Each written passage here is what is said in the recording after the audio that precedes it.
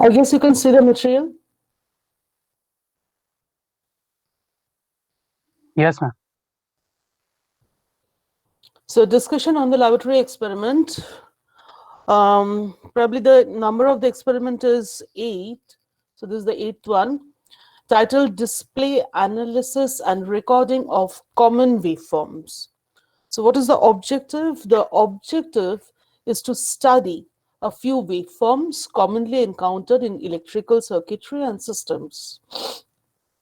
You have received the instruction sheet. Already you have received the instruction sheet, right? Now, first of all, we'll focus on the source box. So as you can see in this particular figure, this is basically the source box or the waveform generator. And three sources are there, duly labeled: source number 1, source number 2, and source number 3. These are the terminals. This is the ground terminal. This is the ground terminal as well, and this one is the ground terminal for source number 3. So these three sources will generate three different types of waveforms which are quite popular and we are familiar with this particular waveforms. So first of all, what we'll do in the first run, we'll connect the first source to the oscilloscope. So another objective of this particular experiment is to learn how to use an oscilloscope for observing a particular waveform and for recording important feature values of that particular waveform.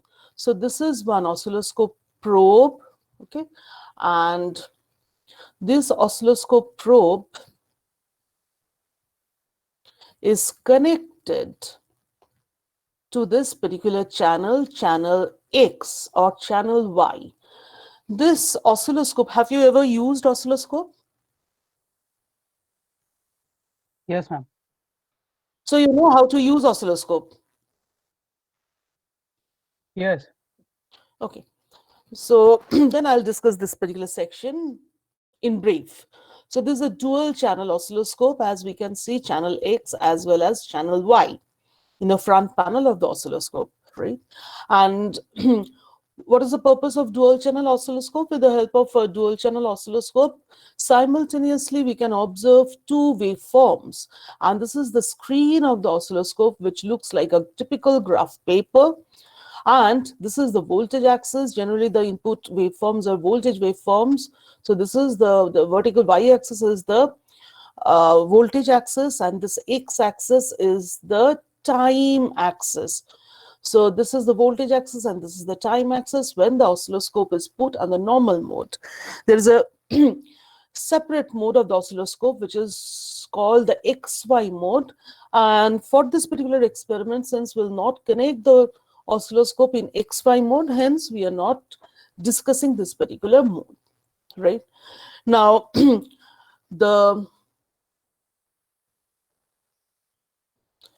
this is this oscilloscope probe, and source 1 has been connected to channel 1. We have not connected this particular channel, and when we connect a particular source or particular voltage or particular signal to channel 1, then you see this particular switch. This switch can be made, this switch can be placed in three possible modes. One is a ground mode. So if we place the switch in the ground mode while we have applied a signal at this particular channel, what will happen? We'll be able to see a illuminated line on the scope, and it's for taking any particular reading, we should check that that particular line, this particular horizontal line, is coincident with the x-axis. If the line is not coincident, co-located with the x-axis, then what can be done? Suppose the line is somewhere over here, then using this particular knob, by turning this particular knob, we can shift the signal being portrayed on the scale, on the scope along vertical direction. So we'll have to turn this particular knob in such a manner so that that particular flat line, the horizontal line, becomes co-located on this x-axis or time axis, right? Similarly, this knob is given with the help of which, by turning this particular knob, we can shift the signal in this particular direction, in horizontal direction, right? Now, this particular knob is of interest. You see it's written over here. Can you see volts per division? Volts per division. Can you say this one? Yes, ma'am. So this volts per division, this is actually the scale that will choose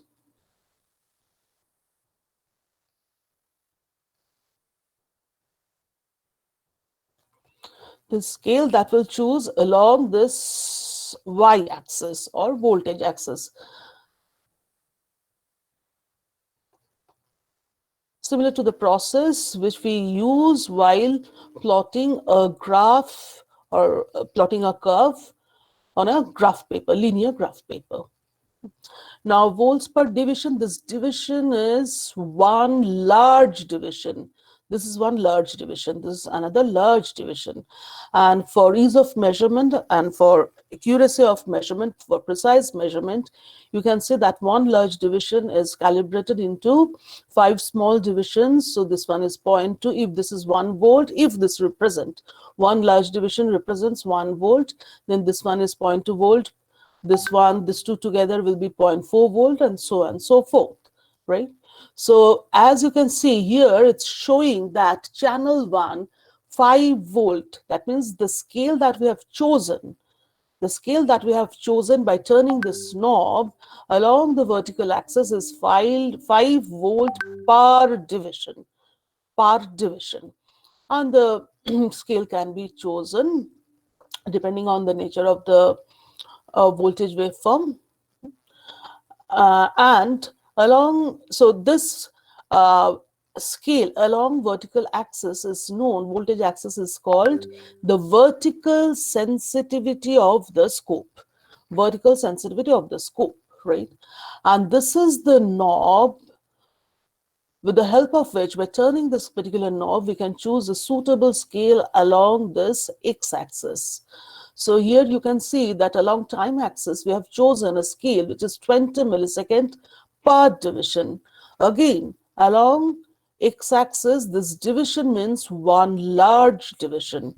So one large division in this case will represent 20 millisecond. Okay. Now, this scale along x-axis is called the sweep rate of the scope. So this one is the vertical sensitivity. The scale that we are choosing along y-axis is the vertical sensitivity, and this one is the sweep rate, right? Now, if the waveform is an AC waveform, then after checking the ground, that is the term we use. That means the line is indeed incident on this x-axis. And if the waveform that we are going to observe is an AC one, then we'll have to change the position of this switch and we should place it in the AC mode. And if the waveform that we are going to observe is a DC one, then we'll have to put the switch in this DC mode, right? Since we are using one single channel,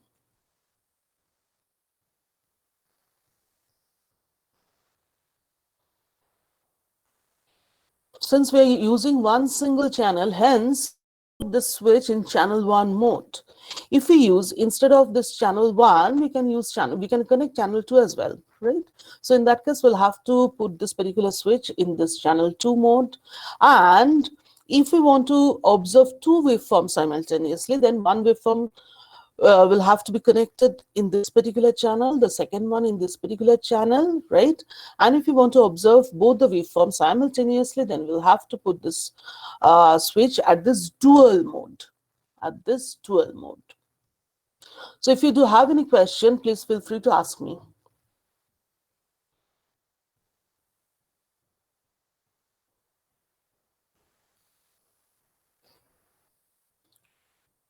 Now the connection, you see already we have provided power to the source box as well as to the scope.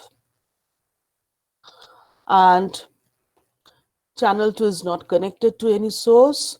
Only we have connected channel 1, this is the oscilloscope probe, to, or rather the source 1 to the first channel of the scope.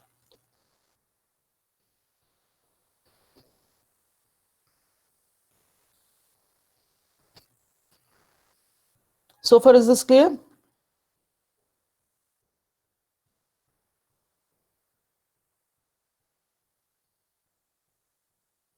Hello, is this clear so far? Yes, ma'am.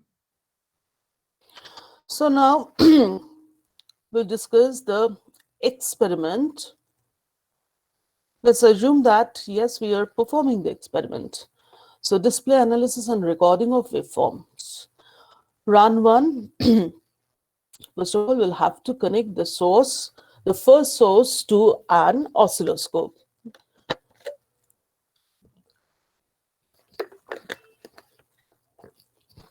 So for observing the waveform and for recording the pertinent data associated with the waveform, we'll have to choose the appropriate vertical sensitivity, that means the y-axis scale, and sweep rate, that means the x-axis scale. So terminal 2 of each source is grounded, and so what is to be done? We'll have to measure the positive and negative amplitudes of the displayed waveform and its time period. Okay, we'll come to this part later on.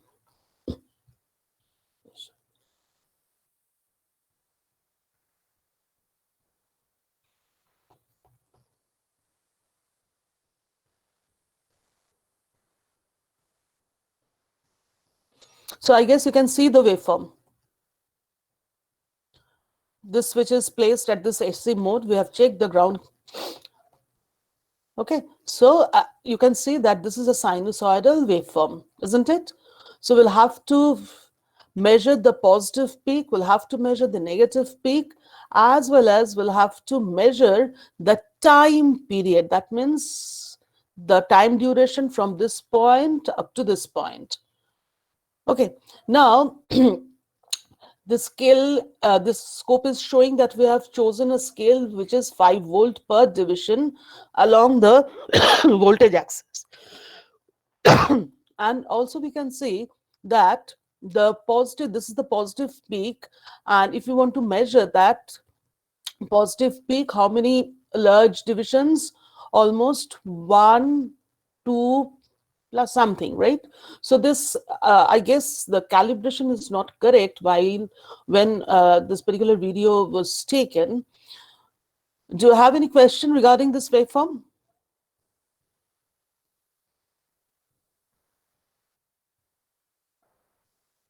Ma'am, why this waveform is not fixed here? This is like moving That like can that. no, that can be fixed by this particular knob. A particular knob is here called level.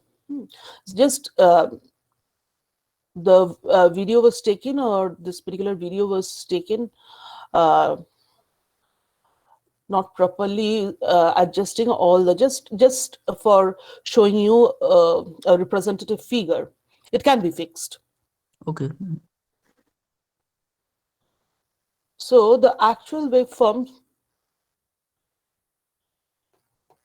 on the scope will look like this, right? So here you see the vertical sensitivity is 2 volt per division, and the sweep rate is 10 millisecond per division. So if we choose this, actually in the lab, we get a sinusoid having a peak-to-peak voltage, which is 12 volts. So this will be plus 6 volt, and this should be minus 6 volt. Though this is not a perfect sinusoid, just I try to draw it to the best of my capacity. So 2 volt, and let's assume this is the screen of the scope.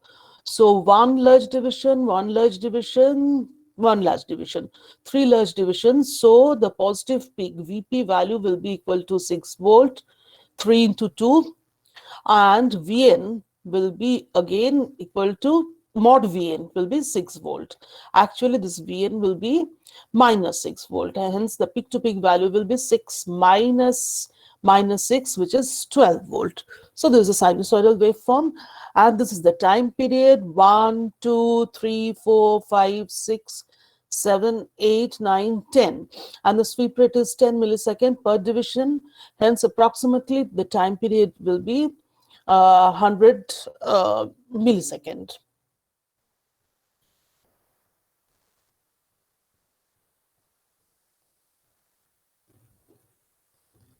Should I proceed? Yes, ma'am. So that was the first waveform, and we have noted the positive and negative amplitudes as well as its time period. And one thing is left, that is we'll have to take the reading using a multimeter. We'll have to measure the voltage, the signal that we have applied using a multimeter put in SE mode, right? So we are using here two measuring instruments. One is the scope and the second one is the multimeter used in voltmeter. So what is the name of this waveform? It's a sinusoidal waveform. We have discussed this one. Multimeter reading, I'll come to that after finishing discussion about the other two sources. Now the second run connects source number 2 to the scope. So that we have done. So what is the displayed waveform, commonly termed as? We'll look at the waveform. We'll see the waveform. Measure the, please note it, measure the output amplitude and the high duration and low duration. If you do have your instruction sheet, please underline this.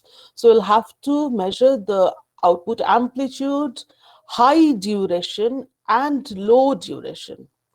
Also, we'll have to measure the rise time and fall time of this waveform by choosing a proper sweep rate. And finally, we'll have to take a multimeter reading and we'll have to set the multimeter, we'll have to fix the multimeter in DC voltage measuring mode. So since this is specified in the instruction sheet, hence it's obvious that this particular waveform that we are going to observe is a DC waveform. Hence, that particular switch will have to be put in DC mode of the oscilloscope.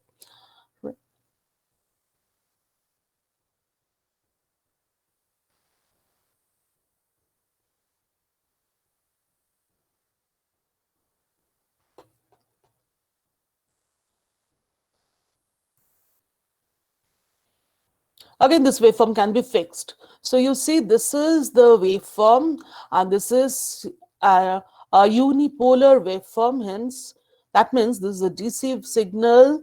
Hence, this switch is put in this particular mode, in DC measuring mode. And also, you see that this particular waveform can be described as a two-level waveform. And here in this case, the calibration is perfect. The scale has been, the vertical sensitivity has been chosen to be 5 volt per division. And you see this output amplitude, this high value is 1 large division plus 2 large division plus 3 large division. So the high value, high voltage value will be 5 into 3. That means 15 volt. It's correct, right?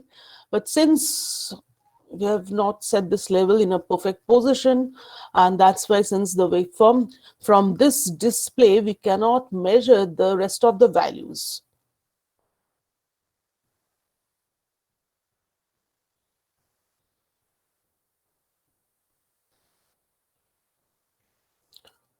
It's a bit tilted. I'm sorry for this. So actually, this is the waveform. This is the nature of the waveform, right? Now, had it been of this type, then we know that the waveform could be called a rectangular waveform, isn't it? So this is, follow this cursor, this waveform is an ideal rectangular waveform. And as I said, this particular waveform can be characterized by having two voltage levels. This is the high level and this is the low level. In this case, you see the low level voltage value is 0. The low level voltage value is 0 and the high level voltage value is 5 volts per division, that is the vertical sensitivity. 1, 2, 3, 3, the excursion is 3 large division. So the voltage value, this high level voltage value will be equal to 15 volt. So it's a two level waveform having a high voltage value which is equal to 15 volt and a low voltage value which is equal to 0 volt, right? Now we are supposed to measure high duration and low duration. So what is the definition of high duration? The duration for which the voltage value of this waveform is high. So this is, again, we are considering the ideal waveform. So this is the duration in which the voltage value of this particular waveform is, assuming a value which is 15 volt.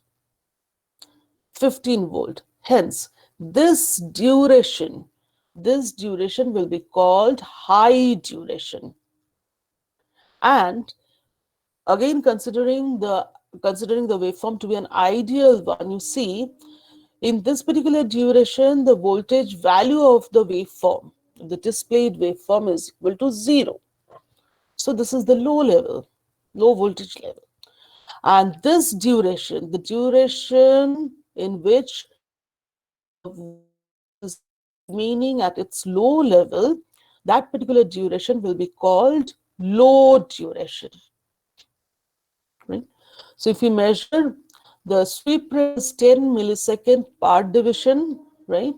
So the high duration will be 1 large division, second large division, third, fourth. So 4.2, 4.4, right? So 4.4 into 10 millisecond per division, 4.4 divisions into 10 millisecond per division. So it will give us 44 millisecond. Am I correct? Yes, sir. Yes, ma'am.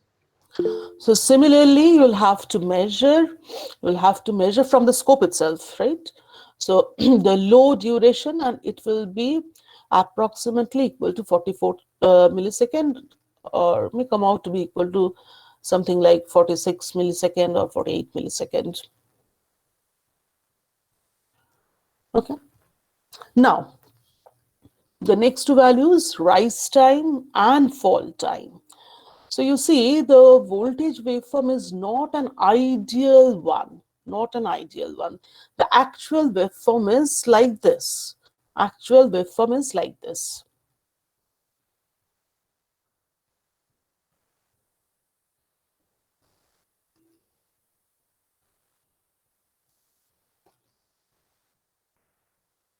You see, it's not exactly an infinite slope.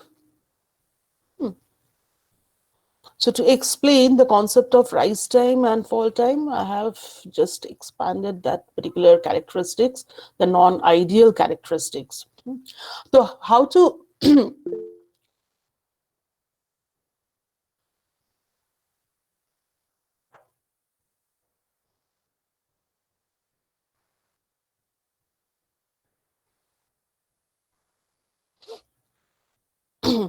so how far is the deviation of this non-ideal waveform from the ideal one? That can be measured by rise time and fall time. So how do we define rise time? The rise time is basically the time taken by the waveform to rise from the 10% of the peak value to 90% of the peak value. So if this is 15 volt, then 10% of the peak value will be equal to 1.5 volt, and 90% will be equal to, I guess, 13.5 volt, right? So if on the scope, if we measured the time at which the waveform has uh, risen to this particular value, which is equal to 1.5 volt, right? Suppose that particular time is given by T1, and at this point where the voltage is 13.5 volt, let's find out the corresponding time, which is T2. Then T2 minus T1 will give us the rise time. Am I clear?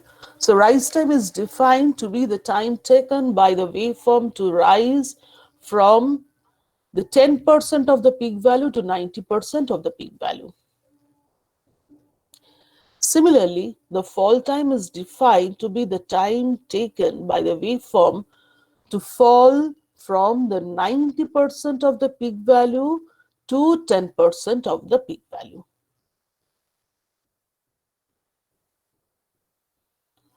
So the rise time and fall time will give us the impression about the fact that how far this non-ideal rectangular waveform deviates from the ideal one.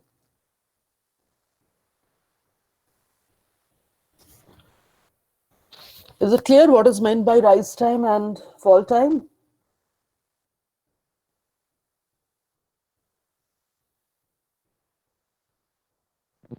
Ma'am, I have a doubt. Yes. Ma'am, actually, how we are going to draw the curved portion of the graph? No, you don't have to draw the curved portion of the graph.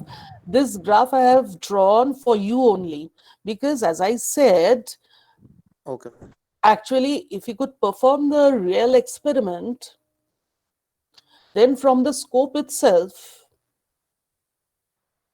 we would have derived or would have computed the rise time and the fall time, right? By measuring the 10% of the peak value and corresponding time, and 90% of the peak value and the corresponding time, and taking the difference. Similarly, the 90% of the peak value of the waveform and the 10% of the peak value of the waveform for fall time, and the difference between the corresponding times, right? So we'll have to measure the rise time and the fall time from this waveform using the scope only, right? Here I cannot change the sweep rate. If I can change the sweep rate during this experiment, I could have changed the sweep rate, and hence this waveform will be elongated one along x-axis, and in that particular case it will be easier for us to find out the rise time and fall time. Am I clear? Since we cannot perform the experiment in real time in the laboratory, hence I have drawn this particular plot so that I can explain what is meant by rise time and fall time, so that I can define the concept of rise time and fall time. Now, is it clear? Yes, ma'am. Thank you. Ma'am, I have a doubt. Mm. Why we are not considering the first time taken to rise from 0% to 10%? 0% to 10%. Yes, we are considering the time taken for attaining the 10% value to from 10% 10% to to 10% to 90%. 90%. Yes, ma'am. Yes. Hmm. Is there any special reason for that? For this kind of waveform, actually, conventionally, the rise time and fall time have been defined in this way.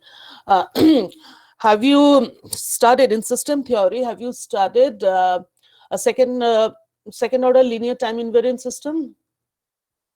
A second order system? No, ma'am. Having Oh, you were in second year, first semesters.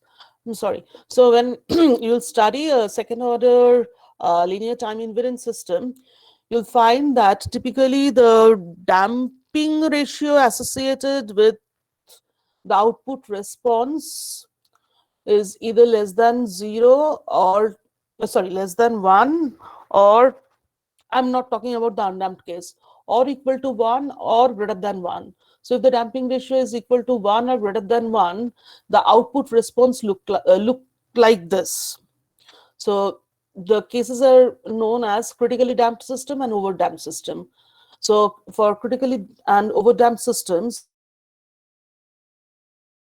in following this particular definition, that means time taken by the output response to rise from 10% of the peak value to, or steady state value to 90% of the steady state value. So we are applying this particular concept. And in case of underdamped system, the rise time actually defined to be the time taken by the waveform to rise from 0 to 100%, first 100% of the peak value, right? So these are the conventional definitions. Thank you, ma'am. So whenever you will be studying second order linear time invariant system and underdamped, critically damped, overdamped systems, just try to relate this particular concept with the rise time that will be discussed in that particular course, theory course. Okay. Okay, ma'am.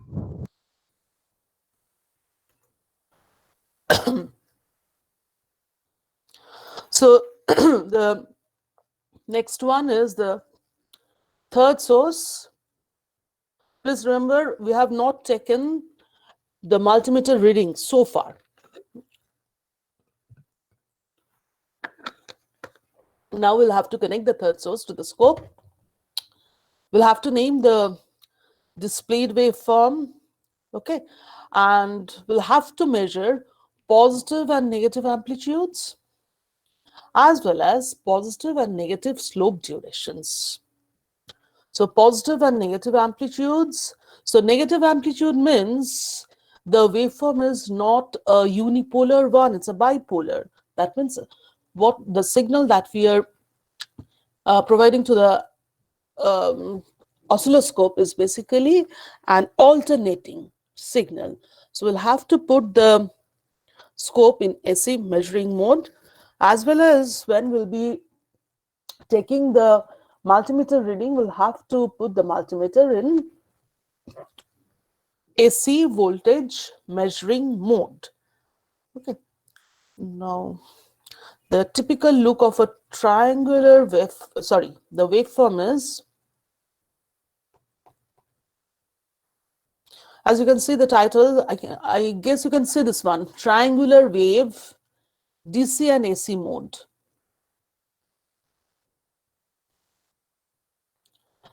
So this is the triangular wave. This is the nature of the waveform. If we put, just a moment. So this is the nature of the waveform. If we put the scope in the AC measuring mode, you see these are not the straight lines anymore.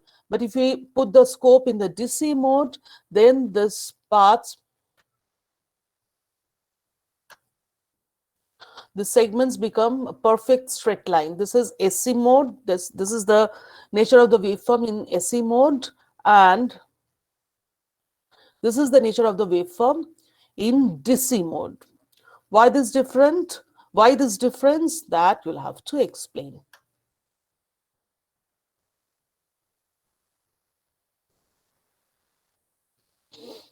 So again, since the waveform is not fixed, not properly leveled, and hence we cannot measure positive and negative amplitudes and positive negative slope from the waveform that is being displayed in the scope. Actually, again, I'm repeating, we are supposed to measure, actually we'll have to measure all these values using the scope only, right? Now, since We cannot perform the experiment in the lab and we cannot use the scope in real time for measuring purpose. So I've drawn a very poor diagram and I couldn't show the curvilinear part. So instead I have shown the waveform, which is the nature of the waveform when the scope is put in the DC mode, right? So from this diagram, it's clear that this waveform is a triangular one. This is the positive peak, VP, and this one is the negative peak, that is minus Vn. So VP minus Vn, that is VP plus Vn is the peak-to-peak voltage of this particular waveform, right? And if I extend this line up to this mark, then if I add VP plus Vn, so considering this to be a triangle, VP plus Vn will give me the height of this triangle. Do you agree? Yes, ma'am. Yes, ma'am. Okay, so we have measured using oscilloscope. Remember, using oscilloscope, we are not drawing any waveform like this, any arbitrary waveform like this.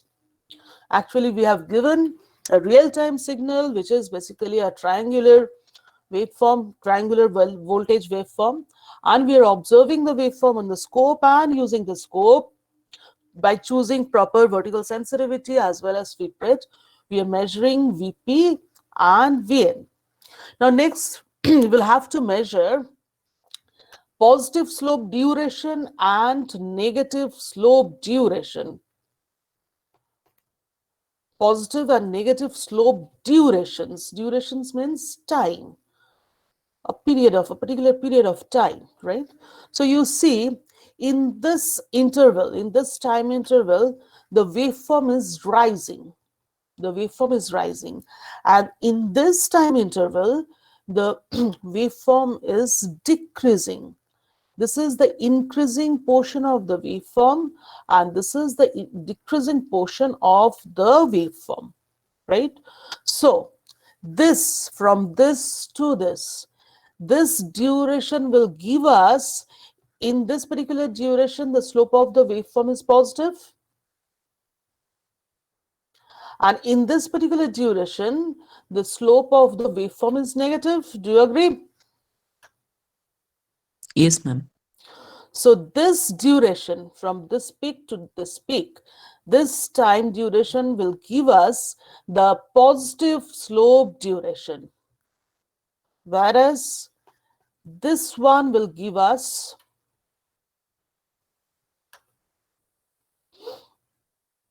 this duration will depict the negative slope duration.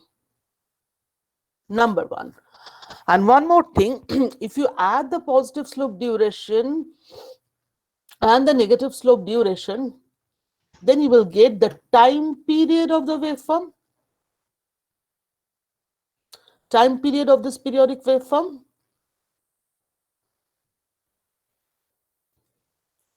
Do you agree? Positive slope duration plus negative slope duration will give us the time period of the waveform. Yes, ma'am. Yes, ma'am. That's why separately we are not measuring the time period, because from this two information we'll get the time period of the waveform. So this is the positive slope duration, this is the negative slope duration, and we know this height Vp plus Vn.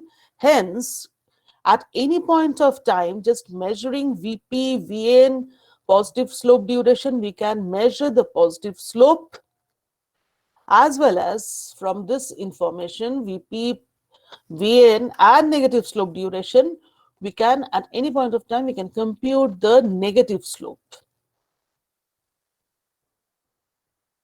right?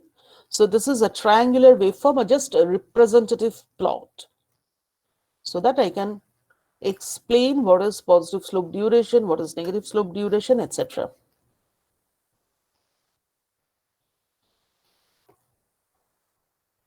Do you have any question?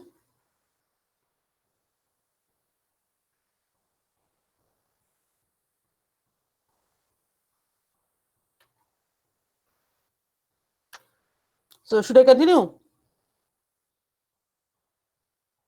Yes, ma'am. So a few Yes, ma'am. points to be noted. Number one, multimeter is basically, within the multimeter, there is a circuitry which involves a rectifier. So multimeter reading for sinusoid is the RMS value. If we connect the multimeter in AC voltage measuring mode, RMS value, so rectified value multiplied, this is not X, multiplied by the form factor of the sinusoid. So most inexpensive meters use an arrangement which employs averaging technique for determining the RMS reading, which is accurate only for sinusoidal signal. So because of that average circuit, rectifier circuit, you have studied rectifier circuit. Yes, ma'am. So that means if you apply the sinusoidal signal, then at the output of the rectifier circuit, we'll get the rectified voltage. That means the average voltage. And we know that the form factor of the sinusoid is given by 1.11. Am I correct? Yes, ma'am. So if the average value is multiplied by the form factor of the sinusoid, then the reading of the multimeter will be the RMS value of the sinusoid, right? So because of the presence of the rectifier, whatever AC voltage we apply at the input of the rectifier, the output of the rectifier gets multiplied by a factor which is equal to 1.11, which is fixed within the multimeter. Am I clear? So if you apply a sinusoid, a pure sinusoid, yes, the multimeter in AC mode will give us the RMS value. RMS value. But if you apply a triangular wave, which is also an AC voltage, right? But from the multimeter reading will not be the RMS value of the triangular waveform, as the average value of the triangular waveform will get multiplied by that constant factor, which is 1.11. So the multimeter kept in AC voltage measuring mode will give us the RMS value, only the exact RMS value only for sinusoidal signal. Am I clear?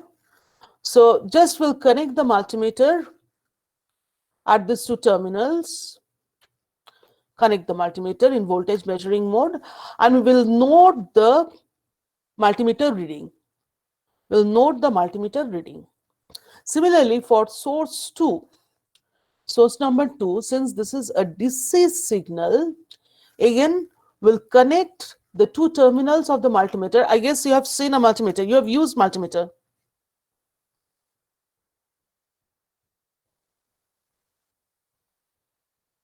Yes or no? Yes, ma'am.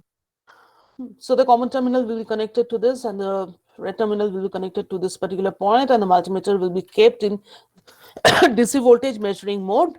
And for the second source, we'll get the average value. The average value. And for the third source, which is a rectangular one, again we'll connect the multimeter between these two terminals, and we'll put the multimeter in AC voltage measuring mode, but we'll note down the multimeter reading, but we don't know yet how to get the RMS value of this triangular waveform. Am I clear? Yes, ma'am. So the RMS value that we are noting or we are getting from the multimeter reading, or the average value of the second source, that we are getting from the multimeter, multimeter, whether these are correct or not, that we can check from the waveforms that we have already noted, already observed in the scope, right? You have noted VP. So the RMS value, we know that it will be VP by √2 volt. Okay. So that particular RMS value can be calculated from the observed waveform in the oscilloscope, right? So these two values, that means the multimeter reading and this particular value VP by √2 should not differ by a large amount. Yes, they may not be exactly same. Why? Because in this case, while we are taking reading using oscilloscope, instrumental error is there, human error is there. Similarly, when we are noting down the reading of the multimeter, instrumental error, a different instrumental error will creep in, right? So exactly these two values may not be identical, may not be same, but they should not differ by an order of magnitude.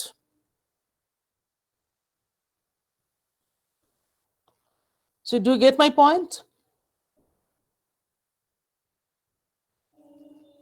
Yes, ma'am. Similarly, in case of this rectangular waveform, again we'll consider that this one is an ideal one. So the average value will be this area divided by TH plus TL. Again, in this case, I forgot to mention, this two duration when will be summed up, will give us the time period of this periodic waveform. And these are periodic waveform, right? So this area will be equal to 15 into TH, and the average value will be obtained by dividing 15 into TH by whole by TH plus TL. That is the average value. So if TH is equal to TL, then the average value will be simply VH by 2.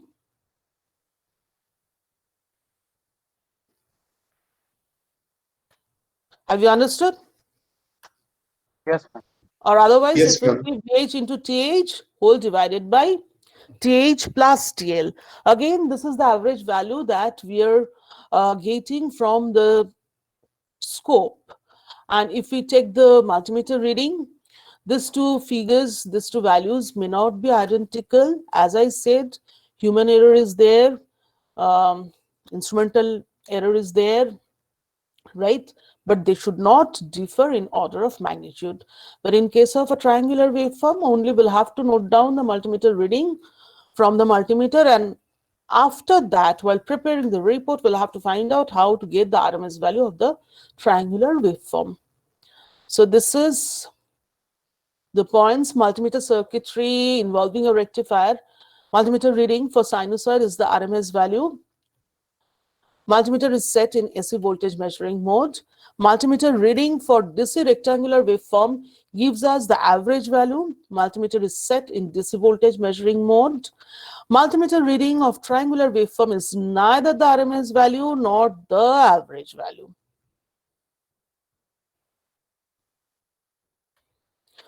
So these are the assignments. Try to do it on your own so that you will get some feel about the experiment, as you cannot perform the experiment in laboratory, right? So if you can answer this question, try to answer this question.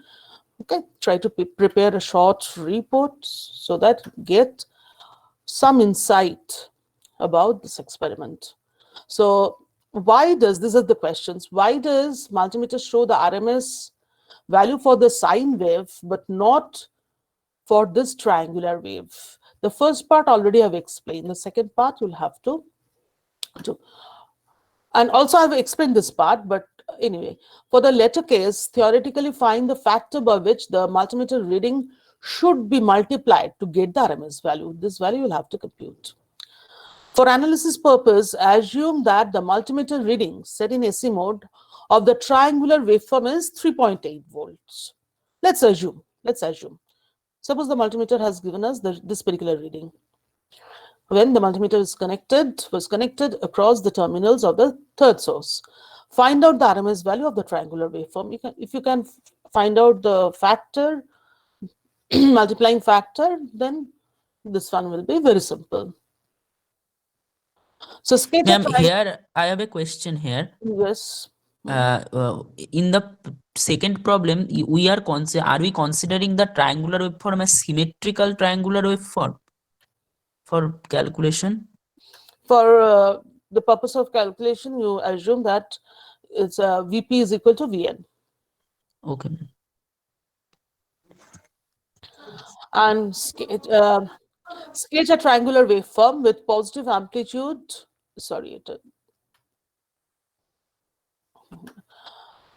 Positive amplitude equals to 10 volt and negative amplitude equals to 0 volt, right? The positive slope is 2 volt per millisecond, and the negative slope is infinite. What are the time periods and the frequency of this wave?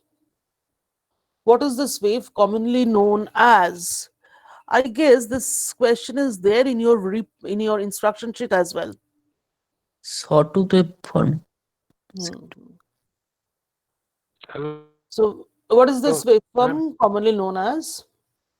And find the duty cycle of the observed or portrait square wave. So this has to be calculated, the duty cycle has to be calculated from the observed waveform in the scope. But here, since the voltage is really fluctuating, so consider this ideal rectangular waveform,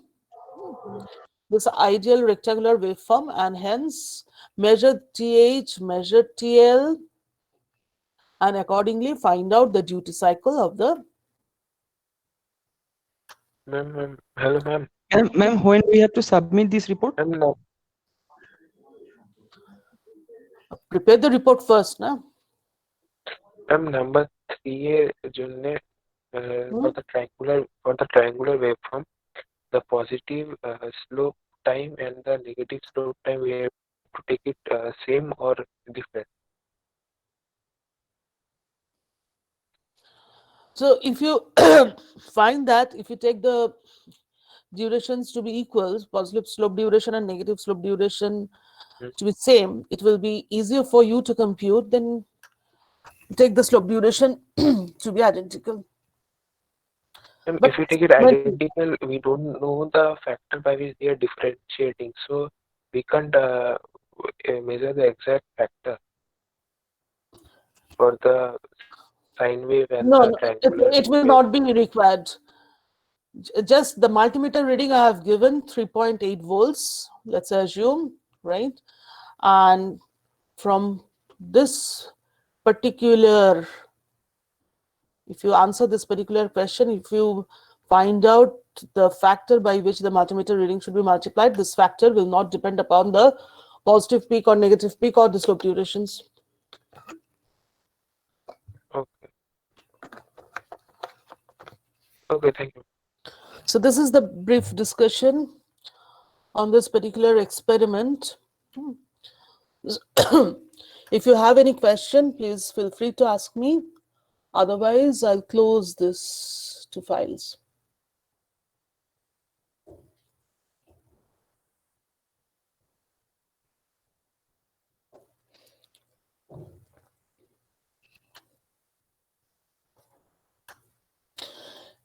Did you get some idea, at least some idea regarding this particular experiment? Ma'am, I have a question. Can Yeah. we measure the phase shift from this particular experiment? Phase shift with respect to what? Actually, in this particular experiment, we are observing one particular signal at one point of time, right? So phase shift of, how we'll calculate phase shift? Because for calculating phase shift, you need a second signal. Okay, ma'am. Have you understood the answer? Yes, ma'am. I have understood. suppose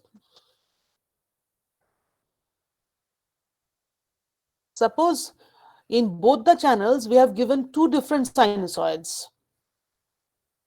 In channel 1 we have given the sinusoid, say this particular sinusoid signal. In channel 2 we have given a second sinusoid, right? Then with respect to this signal, we can find out the relative phase shift of the second signal, or with respect to the second signal, we can find out the phase shift of the first signal, right? So if we apply one single signal, then the phase shift doesn't have any significance, isn't it? Yes, ma'am. Thank you. Because if you change the horizontal position, then you will get the same sinusoid. It will be horizontally shifted only. So I can turn the knob back again to make the signal pass through this particular waveform. To pass the signal, we can make the signal to pass through this origin, right? So the concept of phase shift is not relevant in this particular case. But if we, yes, the answer is if we give two sinusoidal signals, then the relative phase shift between the signals can be measured using a scope.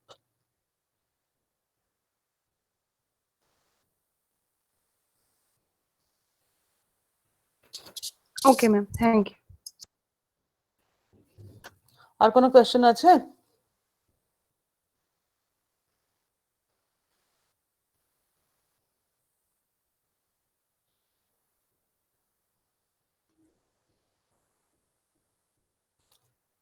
Should I close these files?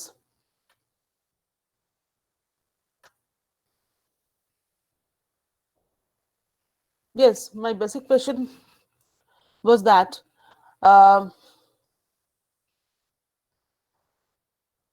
did you get any feel about this particular experiment, what we are doing, why we are doing, so on and so forth?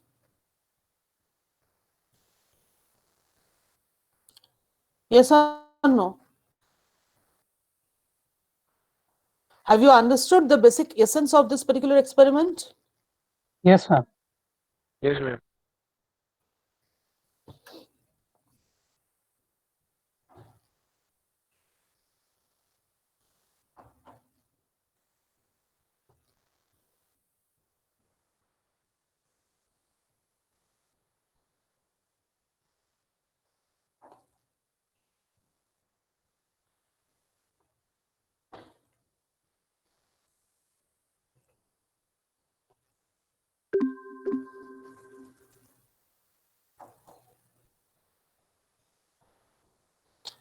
#59.